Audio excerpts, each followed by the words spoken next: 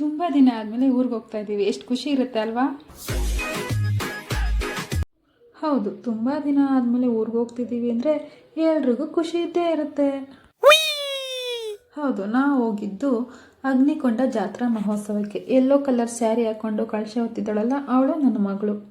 Monday class ಮುಗಿಸ್ಕೊಂಡು ಊರಿಗೆ ಹೋಗೋಷ್ಟೊತ್ತಿಗೆ ರಾತ್ರಿ 10 ಗಂಟೆ ಆಗೋಯ್ತು. ಮಂಡೇ 10 ಗಂಟೆಗೆ ಹೋದ್ವಿ. ಮಂಗಳವಾರ ಕಳಶ ಹೊರೋದಿತ್ತು. ಮಂಗಳವಾರನೇ ಜಾತ್ರೆ ಇದ್ದಿದ್ದು. ನನ್ನ ಮಗಳು ಉಪವಾಸ ಇದ್ಲು. ನೋಡಿ ಹೆಂಗೆ ರೆಡಿ ಮಾಡಿದ್ದೀನಿ ಅಂತ. ಇದು ಕಳಶ ಹೊರಕ್ಕೆ ಅಂತ ನಾವು ಬಾವಿನಲ್ಲಿ ಹೋಗಿ ಗಂಗೆ ತೊಗೊಂಬರ್ತೀವಿ, ಅದಕ್ಕೆ ಅಂತ ರೆಡಿ ಮಾಡಿದ್ದು. ಹಾಗೆ ನಾನು ಈಗ ರೆಡಿ ಆಗಿದ್ದೀನಿ ನೋಡಿ, ಅದಕ್ಕೆ ಒಂದು ಫೋಟೋ ಹಾಕಿದ್ದೆ. ಸಂಜೆ ಈಗ 7 ಗಂಟೆ ಆಗಿದೆ. ನಾವು ಇವಾಗ ಬಾವಿ ಹತ್ರ ಹೋಗಿ ಗಂಗೆ ತೊಗೊಂಬರೋಕ್ಕೆ ಅಂತ ಹೋಗ್ತಾ ಇದ್ದೀವಿ.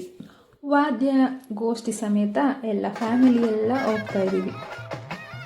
ಎಲ್ಲ ಸೇರಿ ಒಟ್ಟಿಗೆ ಹೋಗಿ ಹಬ್ಬ ಮಾಡೋದು ಎಷ್ಟು ಖುಷಿ ಇರುತ್ತೆ ಅಲ್ವಾ? ಗಂಗೆ ತೊಗೊಂಬರೋಕ್ಕೆ ಅಂತ ಬಾವಿ ಹತ್ರ ಬಂದ್ವಿ. ಇದು ನನ್ನ ತಮ್ಮ. ನೋಡಿ ಬಾಳೆದೆಲೆ ಜೋಡಿಸ್ತಾ ಇದ್ದೇನೆ. 5 ಜನ ಮುತ್ತೈದಿದ್ದರು ಬಿಂದಿಗೆಗಳನ್ನ ಹೊರ್ತಾರೆ, ಅದಕ್ಕೆ ಅದನ್ನು ಜೋಡಿಸ್ತಾ ಇದ್ದೇನೆ. ಇಲ್ಲಿ ಸ್ವಲ್ಪ ವಿಧಿವಿಧಾನಗಳು ನಡೆಯುತ್ತೆ. ನಮ್ಮಮ್ಮ ಕಳಶ ಇಟ್ಟರು ನೋಡಿ, ಅದನ್ನು ನನ್ನ ಮಗಳು ಹೊರ್ತಾಳೆ. ಈಗ ಅದಕ್ಕೆ ಹೋಗಿ ಬಾವಿಯಿಂದ ಗಂಗೆಯನ್ನು ಎಲ್ಲದಕ್ಕೂ ತುಂಬ್ಕೊಂಬಂದು ಎಲ್ಲ ರೆಡಿ ಮಾಡ್ತಾ ಇದ್ದಾರೆ. ಹೂನಾರ ಎಲ್ಲ ಹಾಕಿ ಇದೆಲ್ಲ ರೆಡಿ ಆದಮೇಲೆ ನನ್ನ ಮಗಳಿಗೆ ಕಂಕಣ ಕೊಡ್ತಾರೆ. ಅದಾದಮೇಲೆ 5 ಜನ ಮುತ್ತೈದರಿಗೂ ಕಂಕಣ ಕಟ್ಟಿ ಎಲ್ಲರ ಕೈಲಿಂದ ಪೂಜೆ ಮಾಡಿಸ್ತಾರೆ.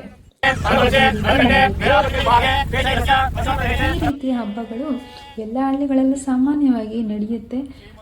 ಇದು ನನಗೆ ತುಂಬ ಇಷ್ಟ ಆಯಿತು. ಏಕೆಂದರೆ ಎಲ್ಲರೂ ಒಟ್ಟಿಗೆ ಸೇರಿ ಎಲ್ಲ ಜೊತೆಗೆ ಈ ಥರ ಮಾಡೋದು ಎಷ್ಟು ಚೆನ್ನಾಗಿರುತ್ತೆ ಅಲ್ವಾ? ನನ್ನ ಮಗಳು ನೋಡಿ ಫುಲ್ಲು ಖುಷಿಯಾಗಿಬಿಟ್ಟಿದ್ದಾಳೆ, ನುಲಿತಾ ಇದ್ದಾಳೆ. ಏನೋ ಮಕ್ಕಳಿಗೆ ಅವರಿಗೆ ರೆಡಿ ಮಾಡಿ ಹಿಂಗೆಲ್ಲ ಹೊರಗಡೆ ಕರ್ಕೊಂಡು ಹೋದರೆ ಹಬ್ಬಕ್ಕೆ ಅವ್ರಿಗೆ ಫುಲ್ಲು ಖುಷಿ ಆಗುತ್ತೆ. ನೋಡಿ ಹಿಂಗೆ ಫುಲ್ಲು ರೆಡಿ ಮಾಡಿದ್ದಾರೆ. ಅದಾದಮೇಲೆ ನೆಕ್ಸ್ಟು 5 ಜನ ಮುತ್ತೈದೆಯರು ಹೋಗಿ ಅಲ್ಲಿ ಕುಂಕುಮ ಎಲ್ಲ ತೊಗೊಂಡು ಬರ್ತಾರೆ. ಈಗ ಕಳಶನ ಇಡುವಂಥ ಸಮಯ ಆಯಿತು. ಸೊ ನನ್ನ ಮಗಳಿಗೆ ಹೂನಾರ ಹಾಕಿ ನಾನು ಇಡ್ತಾ ಇದ್ದೀನಿ ಕಳಶನ. ಅದು ನಮ್ಮ ಅಪ್ಪಾಜಿ ಕಳಶ ಇಡ್ತಾ ಇರೋದು.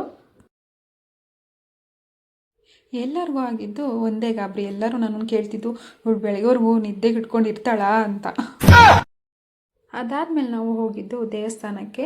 ಅಲ್ಲಿ ಕಳಶಕ್ಕೆ ಮತ್ತು 5 ಜನ ಮುತ್ತೈದೆಯರು ಬಿಂದಿಗೆ ಹೊತ್ತಿದ್ದಾರಲ್ಲ, ಅಷ್ಟಕ್ಕೂ ಪೂಜೆ ಮಾಡಿ ಅಲ್ಲಿಂದ ನಾವು ಊರೊಳಗೆ ಹೋಗಬೇಕು. ಇನ್ನು ಮಿಕ್ಕಿದ್ದನ್ನು ನಾನು ನೆಕ್ಸ್ಟ್ ವ್ಲಾಗ್ನಲ್ಲಿ ಅಪ್ಲೋಡ್ ಮಾಡ್ತೀನಿ. Please keep to watching. Thank you.